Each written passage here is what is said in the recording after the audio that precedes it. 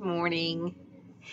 Lisa Scola, and it is our last day of our series. We've made it to Friday, and I think today you're going to have background noise of lawnmowers going. It happens to be a fabulous day outside, so I'm hoping that you're enjoying this fabulous day.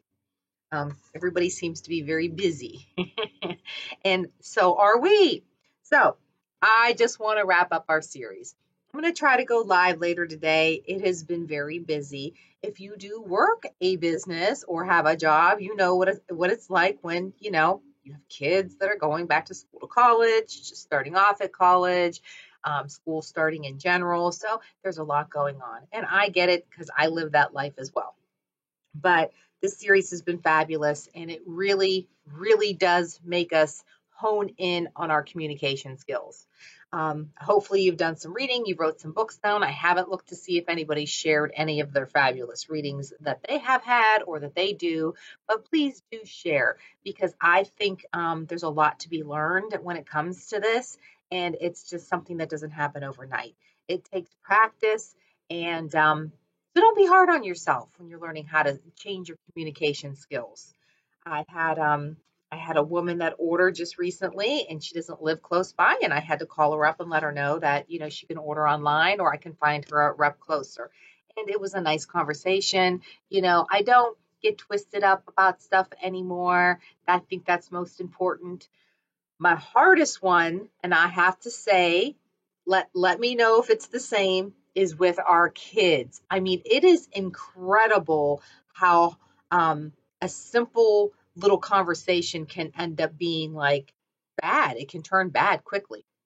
If you have children that are adolescent adults, like I do, sometimes they come off harsh, and they don't mean to. I don't really believe they mean to, but I find when I call them out on it, it becomes like, I don't say that. I'm not communicating like that. I mean, they get very defensive, which in turn creates a defensive reaction. And I know that's how I want to react. And my son and I had a conversation like that this morning.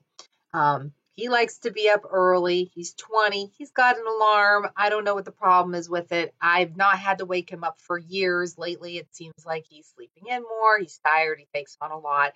And I'm not here to babysit what he's doing. If he's still sleeping in, he's sleeping in. I don't know what to tell him. Maybe you don't have class. I mean, the schedule's not written down for me. So what I try to tell them is, let's communicate together. You write down if you need to be up. If your alarm don't go up and I'm up, I will be happy to go make sure you get up.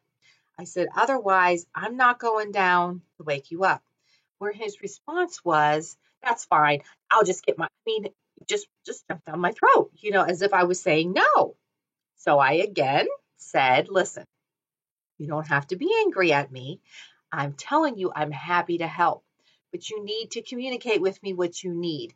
And a lot of this goes into adulthood. If you're in a relationship and you have roommates or whatever is going on in your life, if you don't communicate with them about what you're doing, it becomes a hot mess. It really does. This happens in your home. This happens in your business. If you have a job and a boss and you find out the people you're working with just don't communicate, it's not always you that's having the communication problem.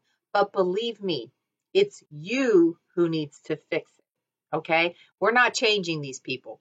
We would like to rub off on them and help them, but we need to be able to take that deep breath, respond, not mean or come off rude or jump down their throat, because believe me, my normal reaction to that would be, listen, dude, you're a grown adult, get yourself up. I don't even ask me for these things. I mean, I was like, had a million things going through my head. Whoo, whoo, whoo, my mind's going, whoo, whoo, whoo.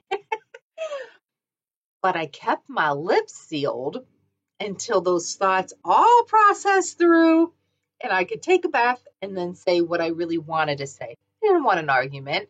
I don't want it to be a bad experience. I want to try to be a good example. And then it ended up being okay because I did that. So again, we deal with this every day. I'm telling you, this communication thing is not something that changes overnight. It's not something that just all of a sudden you're communicating better and everybody's like, oh, look at it, it's great to talk to you. That just doesn't happen. You're always going to have You're always going to have a struggle. You're always going to have something that's going to come up that's going to trigger you. We have triggers. We all have them.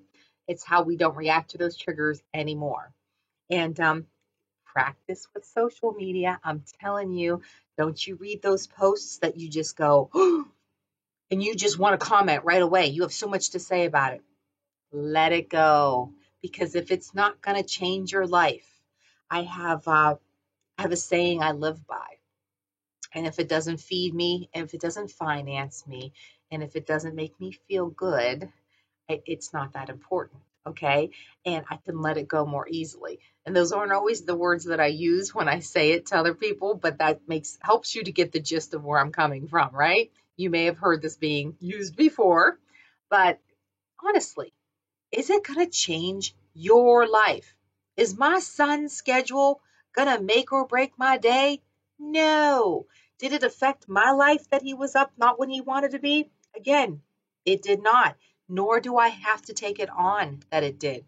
People need to be held responsible and accountable for their actions as well. And you don't have to shove it down their throat. You can nicely say what you are responsible for and what you can help with. So, that's the important part of the communicating series that we're on. That's what I really wanted to share with you guys this week in little sections just to help you to become a better communicator. Your relationships are going to flourish. The ones that aren't that important aren't going to be that important. Everyday life, you guys, everyday life. So, take that deep breath. Don't let things get you excited, and do things that make you happy. Write things down, journal more. Journaling is fabulous when it comes to learning how to communicate. You would be surprised how many thoughts and feelings you have, and if you're writing them down daily, you are going to be so much healthier. I guess that would be so much healthier. It really does. It's a cleansing feeling. And a lot of times you can put things on paper that you don't necessarily want to put in words. And that helps. And then when you go back and you read them later, which is fun to do, you're like, wow, that really, really, really bothered me then. And that's not even that big of a deal. So it's nice to look back on it to see your progress and your growth during your journey. So I hope this series helped. I hope that you liked it. Can't wait to see what I'm going to do next week. Always looking for something that can help me find growth as well. And again, I have my links to my success in group in Facebook. It's always on these videos. Love for you to join. If there's more you're trying to find, if you just need support, if you want to help share successes you have going on in your life and nobody to really share them with, that's why we gather in groups like that. We like to support each other. So hopefully you're having a fabulous day, and keep making it great. Keep working on yourself, and don't take things so serious all the time. It doesn't have to be that serious. Have a wonderful weekend.